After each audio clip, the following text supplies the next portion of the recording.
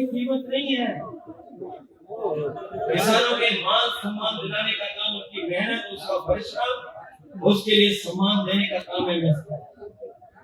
इसे जहाँ हम लोग होली का त्योहार मना रहे हैं, ये बहुरंगी और रंगों का त्योहार, कई लोगों को रंग नहीं पसंद है, उन्हें केवल एक रंग पसंद है। केवल एक रंग पसंद है। लेकिन हमारा लोकतंत्र तब मजबूत होगा जब बहुरंगी होगा, बहुरंगी लोग इसके लोग हैं। इसलिए चुनाव हमारे आपके लिए परीक्षा का तो है ही है, लेकिन भविष्य का चुनाव हमारे आप इसलिए भी जरूरी है क्योंकि नेताजी ने जिस विचारधारा को बोलने दो उन्हें यार, नेताजी विचारधारा को लेके गए, हमारी सभी जिम्मेदारी बनती है इस विचारधारा को और हम लोग 34-35-36% तक पहुंच गए वोट पाने में।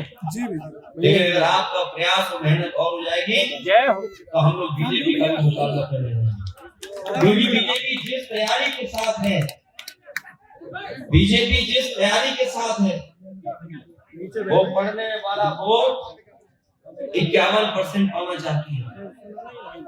बीजेपी जो तैयारी कर रही है, वो पढ़ने वाला वोट 51% से ज्यादा पाना चाहती है। इसलिए हमारे उनकी जिम्मेदारी बनती है कि अपना बूथ जिताएं, अपने बूथ को बचाएं, और वोट डालने से लेकर के वोट पड़वाने तक हमें सावधान रहना पड़ेगा। क्योंकि अगर हम सावधान नहीं रहे तो इस पर लोकतंत्र नहीं बचेगा। हमें आपको जो अधिकार मिले सब छीने जाएंगे। ये धीरे धीरे पता लगेगा कि अधिकार कैसे छीने गए। ये नौजवान तो महसूस कर रहे होंगे।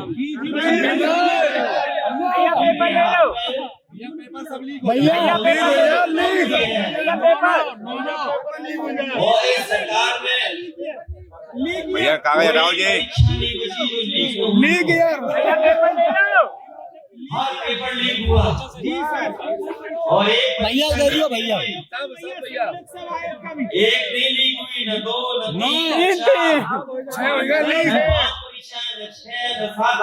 पूरी साल ही लीक, 8, 9, 10 तक परीक्षाएं लीक हो गई। और ये परीक्षा अपने आप करवाई जा रही है, करवाई जा रही है। जिससे नौजवान नौकरी का नहीं है, नौकरी के साथ साथ अगर नौकरी देंगे तो आरक्षण भी देना पड़ेगा। इसलिए जानबूझ करके ये पेपर लीक कर रहे हैं। हमने लोगों को गणित बताया, जो नौजवान नाराज है पेपर लीक से और नौकरी न पाने से, तो अगर हम उनकी गिनती कर लें तो 60 लाख है। जी भैया, हमने अखबारों में पढ़ा होगा। भैया हेलो, नौजवान ब्रजेश पाल थोड़ा नीचे रखो यार भाई, जब से नौकरी नहीं मिली तो उसने डिग्री जला दी। उसने डिग्री जला के जो डिग्री हमें नौकरी नहीं दिला सकती उस डिग्री का क्या हम करें।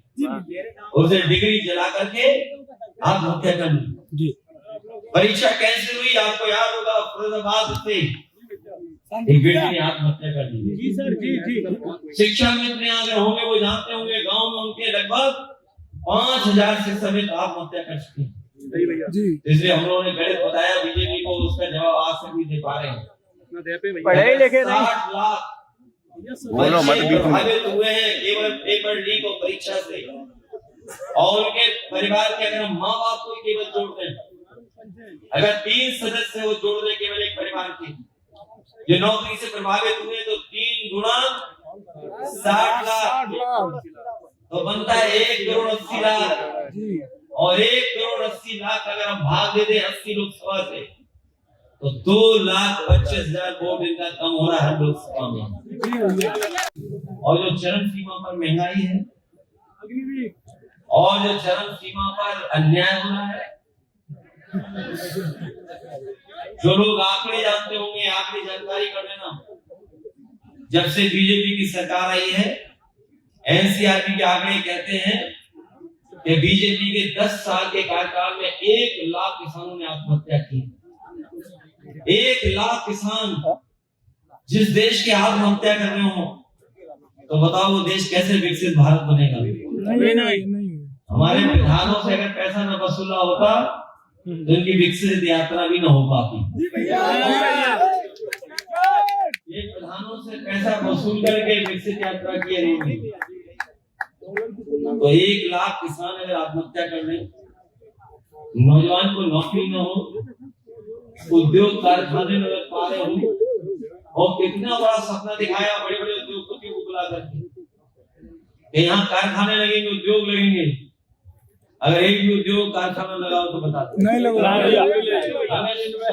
कई बार ये लोग एक्सप्रेस वे के किनारे कभी नाप लेते हैं जगह, कारखाना आने वाला है। सरकार ने कारखाने उत्तर प्रदेश से वैसे ही भाग गए जैसे एक्सप्रेस वे पे रफ्तार से गाड़ी चली जाती है। और सच्चाई है, जो कारखाने उत्तर प्रदेश को लगने थे वो उत्तर प्रदेश में नहीं लगे, गुजरात में जाकर लगे। सही बात भैया, सही बात। अभी बजट में मैंने जब सुना भारतीय जनता पार्टी का भाषण, तो उन्होंने कहा कि हम सेमी कंडक्टर की कारखाना बनाना चाहते हैं, सेमी कंडक्टर, और दुनिया का बड़ा कारखाना लगाना चाहते हैं। वो कारखाना आपके यहाँ नहीं लगा,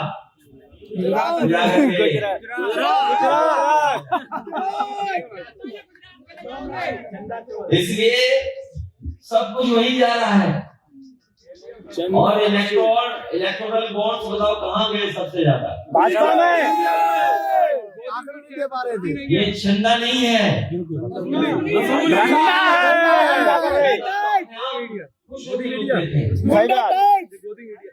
लोग आपका सहयोग करते हैं उसको चंदा बोलते हैं। चंदा है, लोग आपकी मदद करते हैं उसे चंदा बोलते हैं।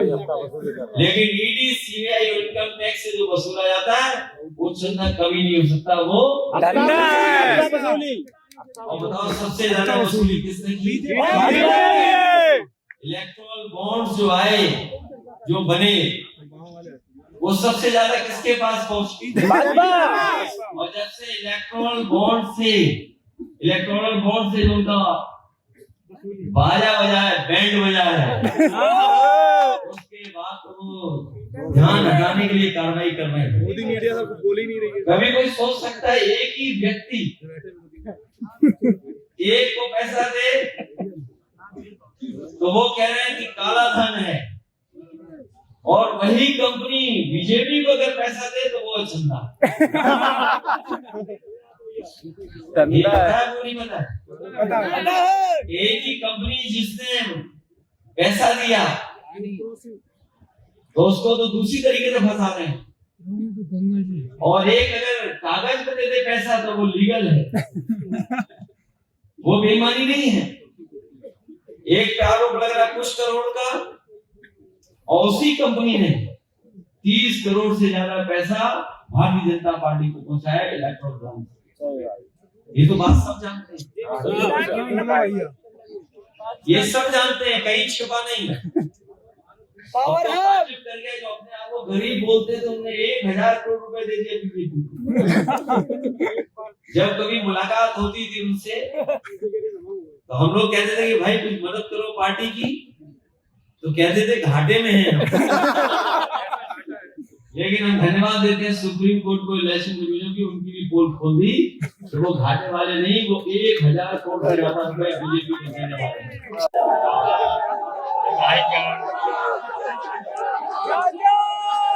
और सभी उपस्थित प्रत्याशीगण होली की सभी को शुभकामनाएं देते हैं। और अब आप लोगों को, वैसे तो सब लोग खुशी खुशी से होली मना रहे हैं, बहुत बहुत धन्यवाद। और अब 2 दिन 3 दिन केवल होली मनानी है, और इसके बाद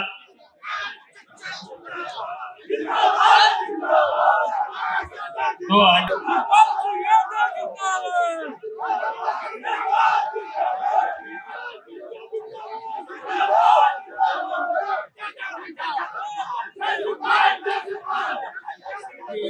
Let's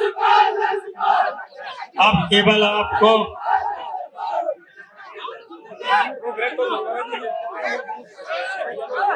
आप लोगों को केवल होली की खुशी के साथ साथ अब केवल चुनाव में लगना है। और ऐसे ही अगर शोर मचाते रहे, किसी की बात नहीं सुनोगे, तो फिर सफलता नहीं प्राप्त करोगे। गंभीर हो जाओ, ये 2024 के चुनाव में गंभीर हो जाइए और अपना अपना जितनी भी जिम्मेदारी दी जाए उस सब जिम्मेदारी को निभाना, उस जिम्मेदारी को निभाना और अपने अपने बूथ पर अगर 95% अगर वोट नहीं पड़ पाता है तो फिर जीत अच्छी नहीं हो सकती है। तो कम से कम 90% से 95% तक वोट करना है। और अगर इतना वोट अपना अपना कर दिया और यहाँ के जाने के बाद भूलना नहीं, अभी तो हाँ कर रहे हो, फिर भूलना नहीं। कुछ भी करना पड़े, कुछ भी करना पड़े, सभी को मनाना पड़े तो मनाना। और 90% और 95% अगर आपको ने अपना वोट डाल दिया तो फिर भारतीय जनता पार्टी उत्तर प्रदेश से हट जाएगी। हाथ उठा करके सब बताइए, हाथ उठा करके बताइए। इटावा से लेकर के मैनपुरी से लेकर के फिरोजाबाद से लेकर के कन्नौज से लेकर के सभी सीटों पर यहाँ जीत होना चाहिए।